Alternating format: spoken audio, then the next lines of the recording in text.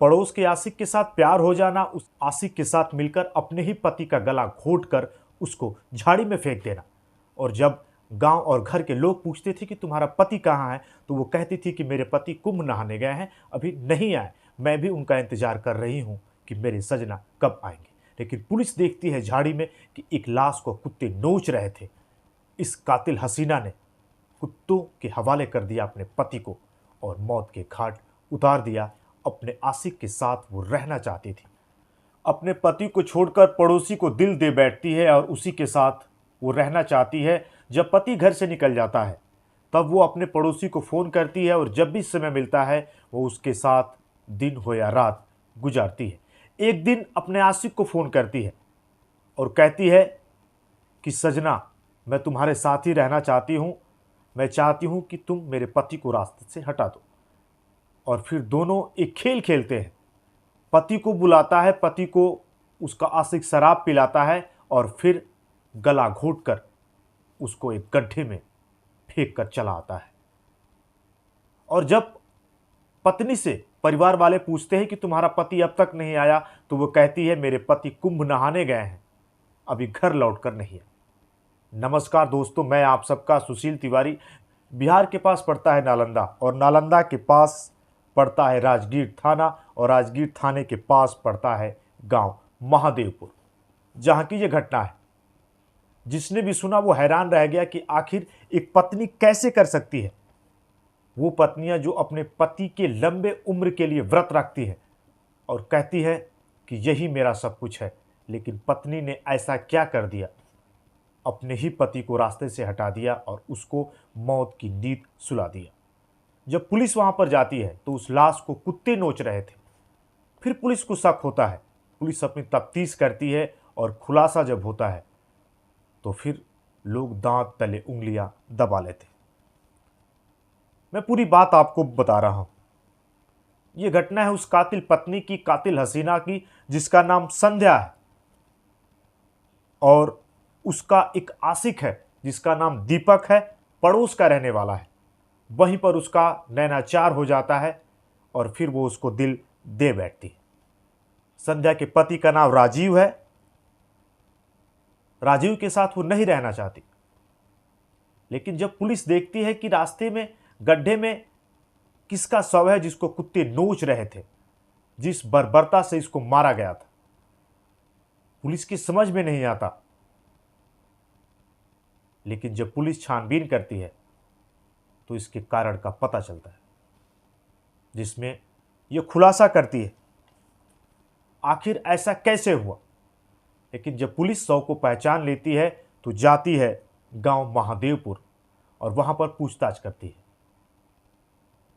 Police पत्नी से भी पूछती है तो पत्नी उसी तरीके की मनगढ़ंत कहानियां रचती है जो वो घर वालों से और परिवार वालों से कहती है कि अभी मेरे सजना तो आए ही नहीं है, अभी तो मेरे स्वामी आए ही नहीं है, वो तो कुंभ नहाने गए थे, 3-4 महीने हो गए, मैं भी उनका इंतजार कर रही। फिर पुलिस को शक होता है। मुखबिर के सूचना के बाद पुलिस वहां पर छानबीन करती है और फिर पुलिस संध्या का नंबर मांगती है और फिर छानबीन शुरू हो जाती है। पुलिस जब कॉल डिटेल निकालती है, सीडीआर निकालती है, तो वहां पर पुलिस को पता चलता है कि एक नंबर जिस पर संध्या ने बार बार और बहुत समय तक बात किया था। लेकिन जब पुलिस को पूरी जानकारी होती है तो वो नंबर संध्या जिससे बात करती है, दीपक का नंबर, जो बगल का पड़ोसी है, उसके साथ वो फंस चुका है, प्यार कर चुका है, दोनों साथ में रहते हैं। और फिर पुलिस जब पुलिस संध्या से कड़ाई से पूछताछ करती है तो वो बताती है कि मैंने ही अपने पति को मार दिया। पुलिस पूछती है आखिर क्यों, ऐसा तुमने क्यों किया? तो वो बताती है कि मेरा पति शराब पीता था, मुझको मारता था। एक दिन तो ऐसा हुआ कि इसने मेरा मोबाइल फोन ही तोड़ दिया। फिर मैंने सोचा कि इसको रास्ते से ही हटा दूं। फिर मैंने अपने आशिक को फ़ोन किया, दीपक को, और फिर दीपक का एक दोस्त है जिसका नाम नीतीश है, इन सभी ने मिलकर पहले ये फ़ोन करता है और संध्या के पति राजीव को बुलाता है, शराब पिलाता है और फिर गला घोट देता है और बगल के गड्ढे में ही उसको फेंक देता है। जनवरी में ही राजीव की हत्या हो जाती है, लेकिन पुलिस ने इसका खुलासा किया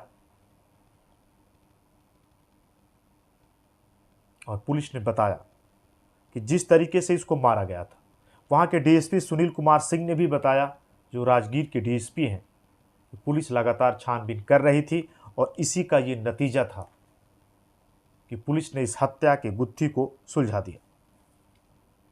पूरी टीम वहाँ पर लगी हुई थी, जहाँ पर अनुमंडल पुलिस निगरानी में इसी ने 8 लोगों को नामजद भी किया था और पत्नी ने इसको हत्या नहीं, बंटवारे का रूप दिया था कि हो सकता है किसी बंटवारे में मेरे पति की हत्या हो चुकी है। इसके साथ ही थानाध्यक्ष रमण कुमार और उनकी पूरी टीम इस पर छानबीन करती है और पकड़ लेती है। पत्नी को गांव नौरंगा से पुलिस हिरासत में लेती है, लेकिन सबसे बड़ा सवाल था कि इस हैवान पत्नी ने किस तरीके से अपने मंसूबे को, जो वो सोचती थी, उसको किस तरीके से अपने ही पति को दर्दनाक मौत दे दी। ये घटना बिहार के नालंदा की है। जनवरी में इसने अपने पति की हत्या की थी और संध्या रहना चाहती थी अपने आशिक पड़ोस के दीपक के साथ। दीपक अभी फरार चल रहा है, नीतीश भी फरार है, लेकिन पुलिस ने पत्नी को हिरासत में ले लिया है और पत्नी ने ही पुलिस के सामने ये बयान दिया है। जिसने भी सोचा वो हैरान रह गया।